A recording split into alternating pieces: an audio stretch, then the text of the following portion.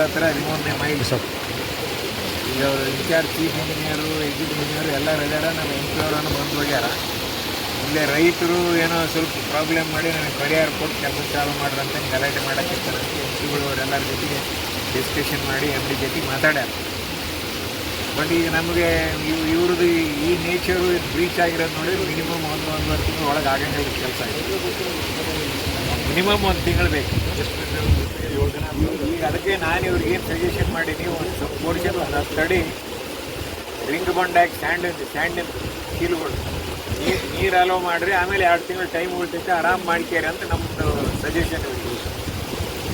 ತಾವು ಒಂದ್ಸಲ ವಿಸಿಟ್ ಮಾಡಿದರೆ ಬೆಟ್ರ್ ಇಲ್ಲೇ.